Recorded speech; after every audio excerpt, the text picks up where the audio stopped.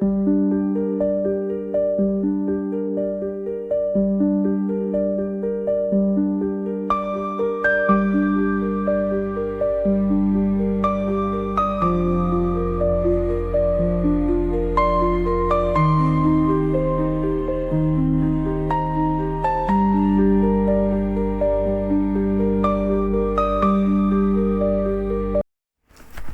everybody, Kat here. Welcome to Landry's Lair. Hope you're having a great day. It's Tuesday, and the crisis within the royal family keeps deepening by the hour.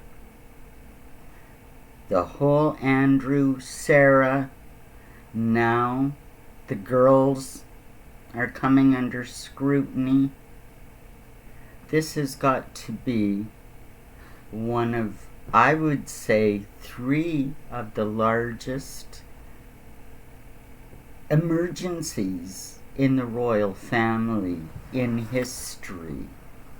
I mean, first, of course, we had the abdication crisis. King Edward, Edward and Wallace. That whole thing in the 30s, yeah. That was a huge constitutional crisis. The next time things really went sideways was with the death of Princess Diana. The overwhelming public breakdown and outcry when the palace seemed to do nothing. It took 4 days. And urging from no less Tony Blair, the new Prime Minister, to urge the Queen to go to Kensington Palace, to go to Buckingham Palace, and face the crowds and face her mourning public. I think that was a real wake-up call to realize the impact that Diana's death had on the public, not only in Britain, but around the world. I don't think the Queen really sort of expected that. Excuse me. I think that was a real shock. And now we have this. Andrew. Sarah. Don't forget, if we're talking about the major issue, it's not just Epstein. Never forget about Nygaard. There's all that too. I've done videos. If you don't know who Nygaard is, check it out. Yeah. And it's not just those kinds of, which, by the way, Sarah and the girls all tangled up with them as well. And it's not just, that would be bad enough. That's awful enough. We know about Sarah's past and her grifting and money. She's taken millions from the Queen. She's taken millions from Epstein. She's, tried to sell time with Andrew. And yeah, she's worked, she's done this and that, and she's always been making money somehow. But not all of it legitimately, let's put it that way. And there are calls, even in government now, by government ministers to look into, to scrutinize the deals and the money and everything that went on during the time that Andrew was an envoy for the British government, and also during his pitch the palace scheme after that. Because there's evidence of a lot of shady deals there. But as we know, the government is not prone to, and really would rather not talk about, the royal family at all. Indeed, it is only allowed to be brought up under certain circumstances, and they're really not allowed to criticize or even discuss the royal family in normal procedural parliamentary sessions. There is a question coming up. The Liberal Democrats have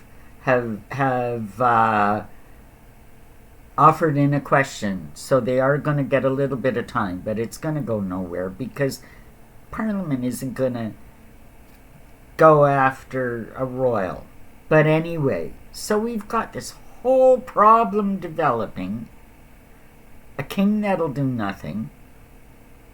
If we're looking at my playlist, King Charles III, Life Imitating Art, we know that we have had our seminal event, the Tommy Robinson March on London. And the circumstances have only worsened since then. Even though it was on shaky ground. The reputation of the king is in tatters. He's at like something like 34. He's under 40% popularity right now. The monarchy as it stands. And we've got this huge crisis with the Yorks, you know? It's that kind of a thing. They're vying for, now they want a deal. They each want a house on the Windsor estate.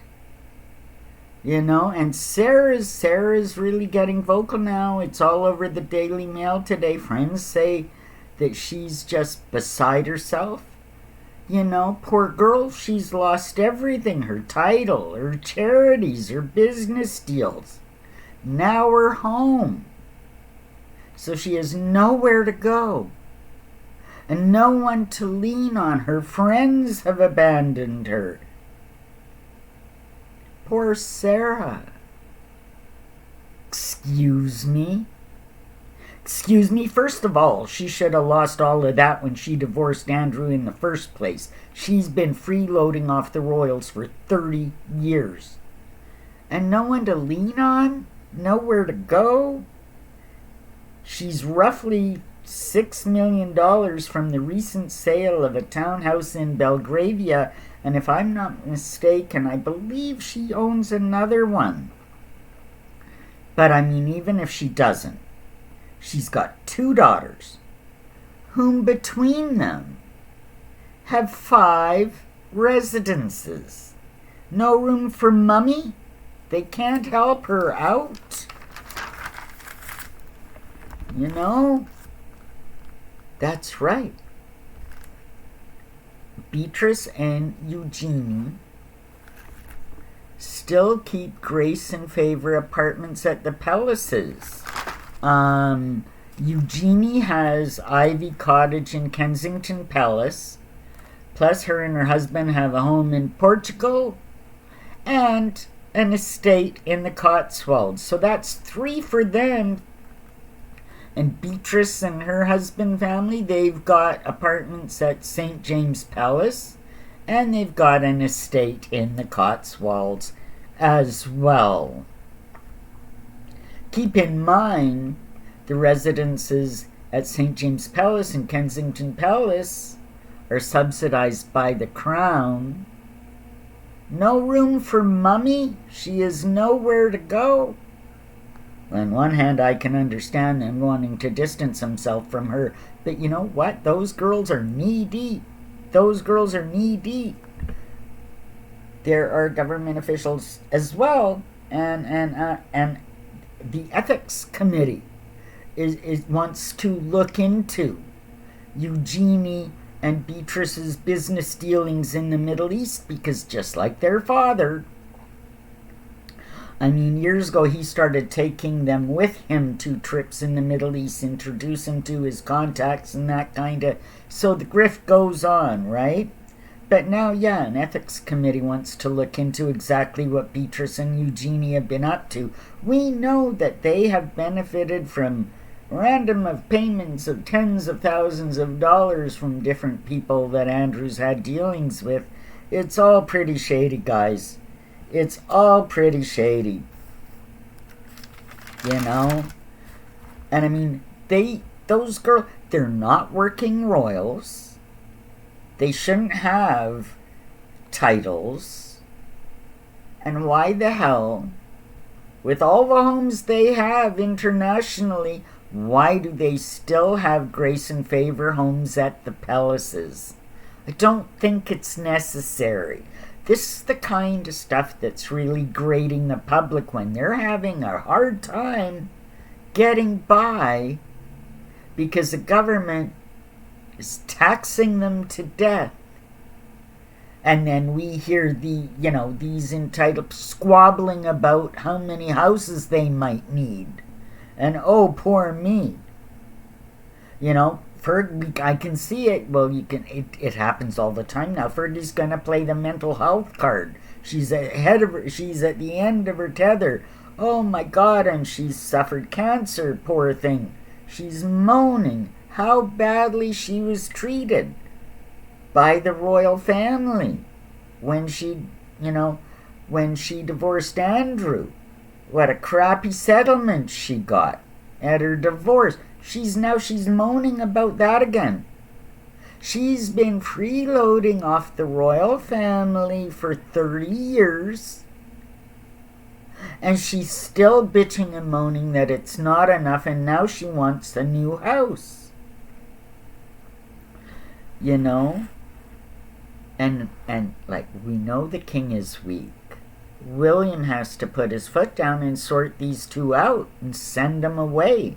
I mean, nothing less will do. Do you think the public, they move from one house, now it turns into two houses, and they're still on Windsor, still have access to all the royal perks.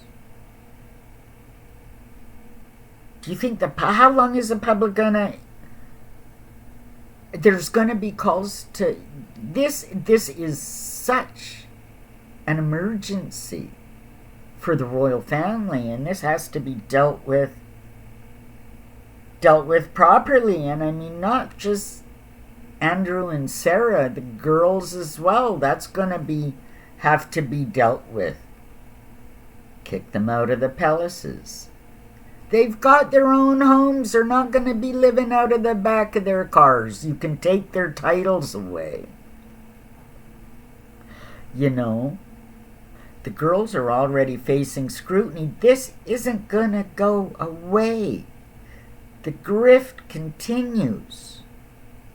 And I mean, my conclusion, if it isn't handled properly, this could bring the monarchy down. How much is the public gonna tolerate?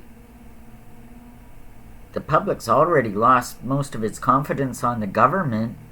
This is only gonna worsen it because nobody will act to rectify the situation. Like I said, the appeal of the monarchy is way down. Charles's popularity ratings as monarch, it's under 40%.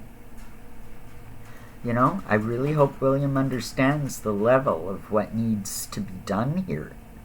The whole bloody lot of them have to be sent away. Sarah and Andrew must leave Windsor. No ties, no royal privileges. Done. And as for Beatrice and Eugenie, pull the titles. They're not, never have been working royals. We've got an ethics committee want to look into their business dealings in the Middle East. They're under scrutiny already. Take away their subsidized homes in the palaces. No need for that. They don't need it. They've got lots of money. The whole bloody lot of them just have to be told to get lost and drive them out. Because after that it doesn't end. Then Harry and Meghan have to be dealt with in much the same way. And William is the only one strong enough to do it. And that's why you're seeing William rising, just like I've been saying for a couple of years now. Hope you enjoyed this. Like, subscribe, leave me a comment. I want to know what you're thinking. And we'll see you in the next one. Bye for now, everybody.